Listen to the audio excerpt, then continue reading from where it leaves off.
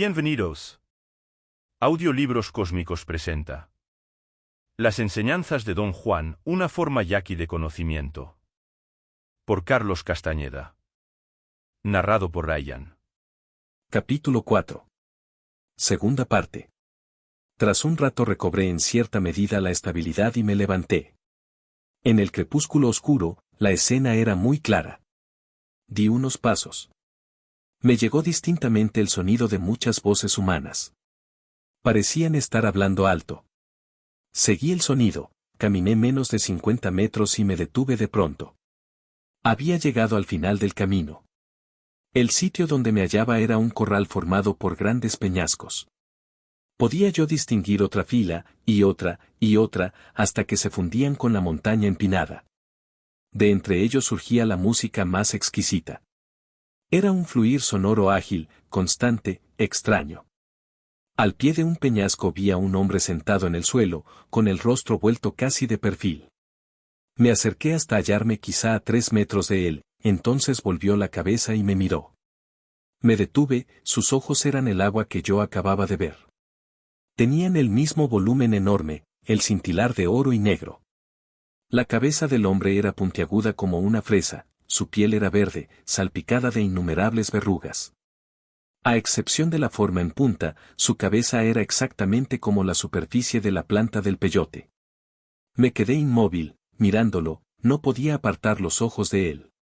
Sentí que me estaba presionando deliberadamente el pecho con el peso de sus ojos.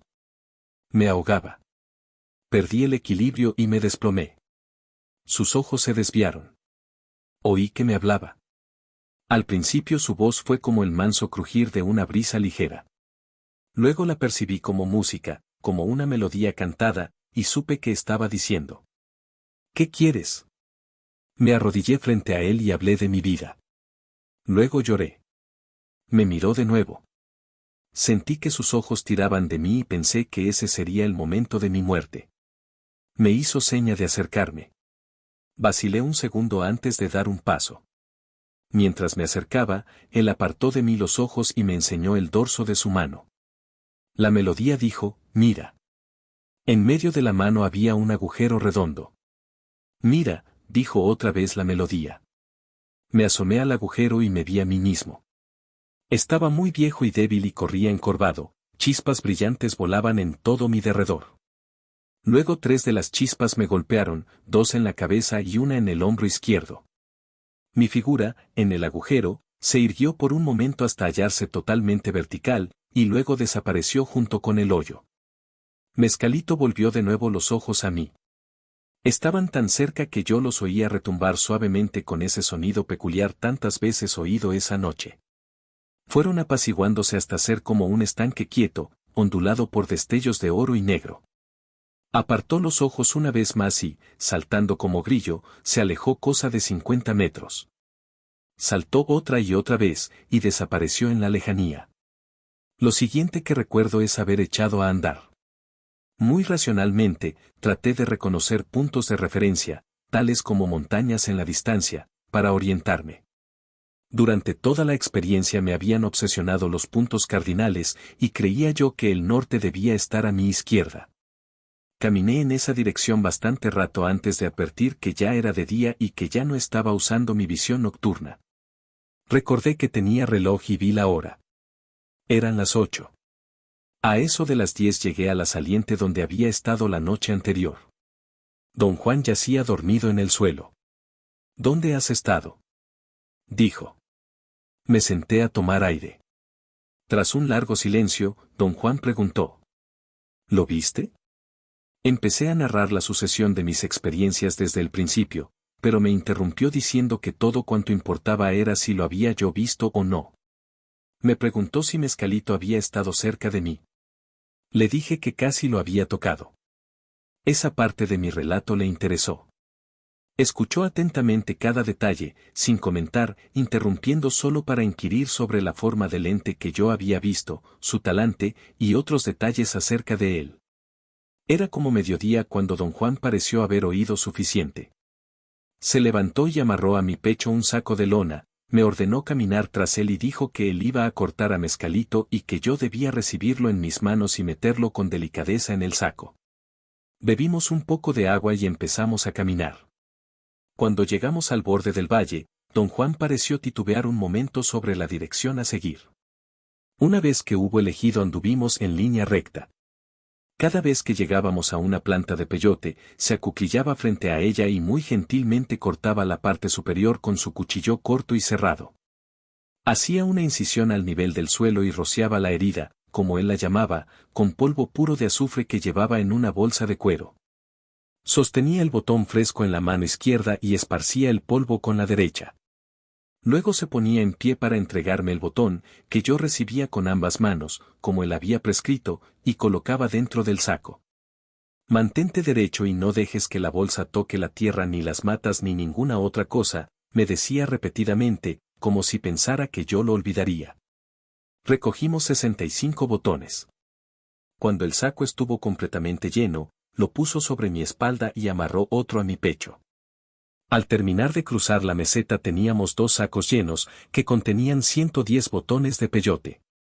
Los sacos eran tan pesados y voluminosos que yo apenas podía caminar bajo su bulto y su peso. Don Juan me susurró que las bolsas estaban pesadas porque Mescalito quería regresar a la tierra.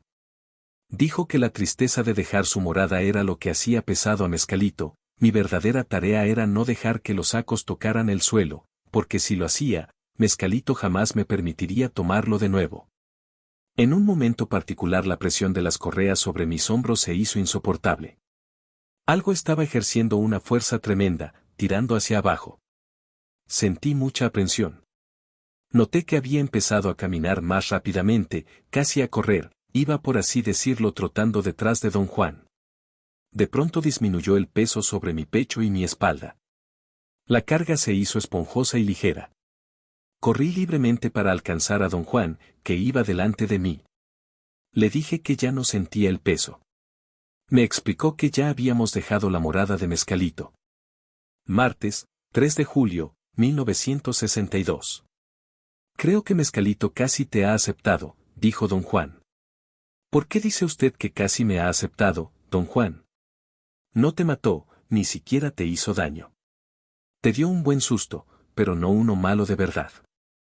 Si no te hubiera aceptado para nada, se te habría parecido monstruoso y lleno de ira. Algunas gentes han aprendido lo que significa el horror al encontrárselo y no ser aceptadas. Si es tan terrible, ¿por qué no me lo dijo usted antes de llevarme al campo?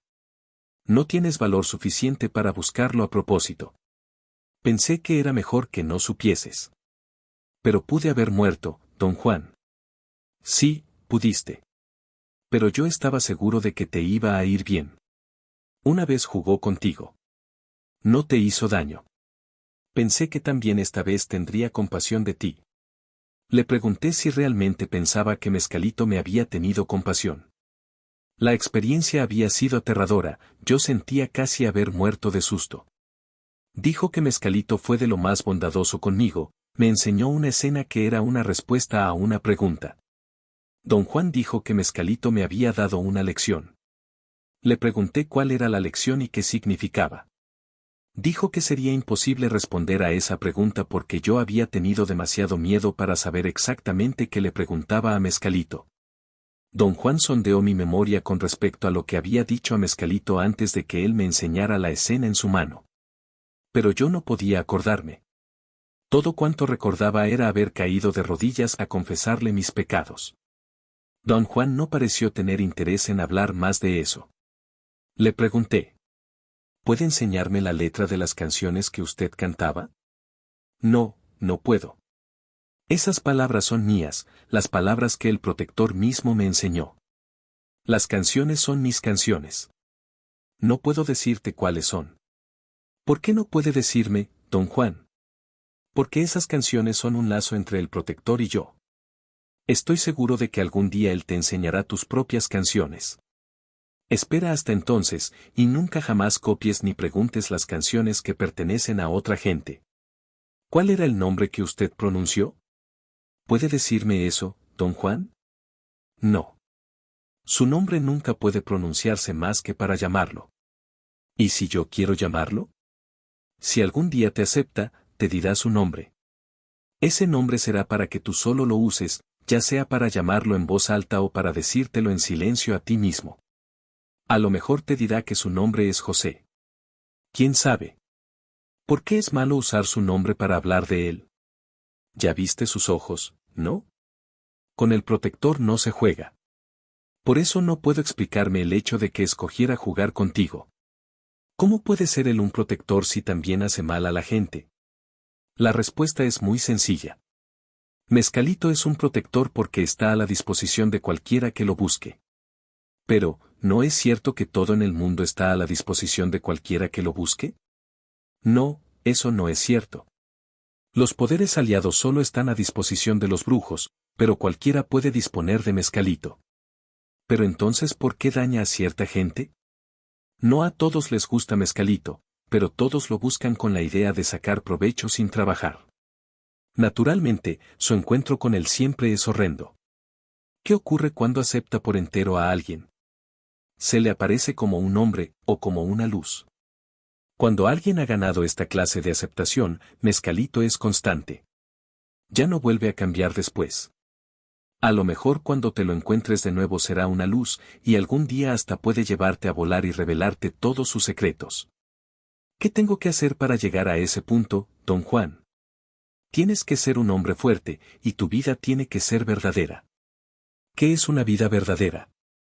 Una vida que se vive con la certeza nítida de estar viviéndola, una vida buena, fuerte.